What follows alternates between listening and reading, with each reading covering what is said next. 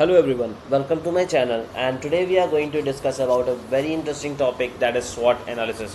It is a strategic framework for business auditing and decision making. SWOT stands for strength, weakness.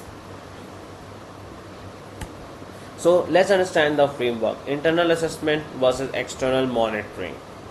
The four pillars of SWOT is strength, weakness, opportunities, and threats. Strength stands for internal attributes that give an advantage over competitors. Weakness, internal factors that place the business at a disadvantage. Opportunities, external elements that can be exploited for growth. And threats, external forces that could cause trouble for the project. Let's go over the strengths, that is internal. Capitalizing on advantage. Strengths are tangible and intangible assets within your control. They define your unique selling propositions and competitive edge. Key examples: strong brand equity and reputations, proprietary technology or patents, high talent density and skilled workforce, and optimized financial health. Weakness, addressing the limitations. Identifying weakness requires radical honesty. These are internal gaps that hinder performance or create vulnerabilities.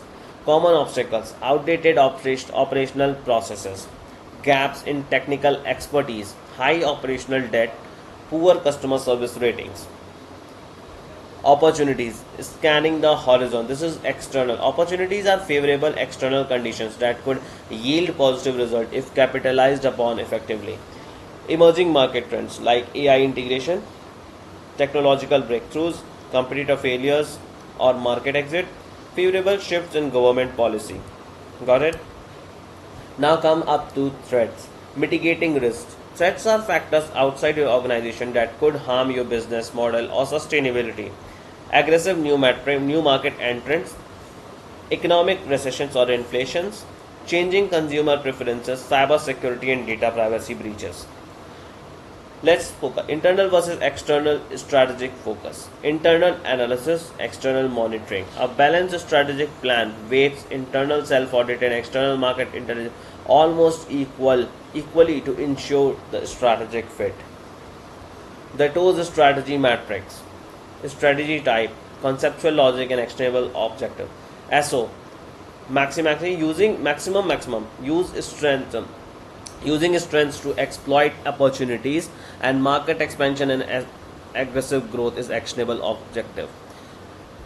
WO, weakness and opportunity, minimum, maximum. Okay, overcoming weakness using opportunities, internal modernization and pivoting would be actionable objective. Strength and threats. So strength should be maximum and threat should be minimum. Using strength to mitigate threats, diversification and defensive positioning, right? Weakness and threat, minimum, minimizing weakness and avoiding threats, restructuring or liquidation of units. What are the best practices of strength, weakness and opportunities threats framework?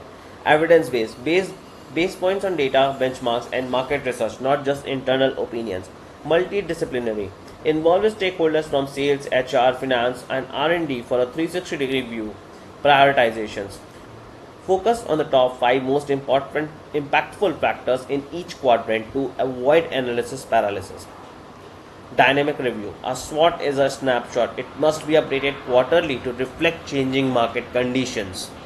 The SWOT execution life cycle. Setup, discovery, analysis and action. Setup, define the specific objective or project scope.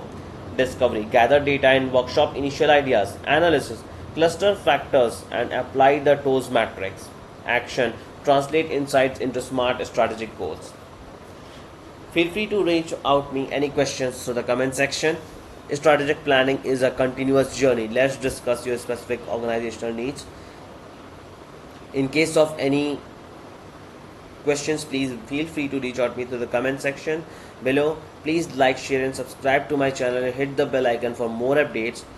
Thanks for watching the video.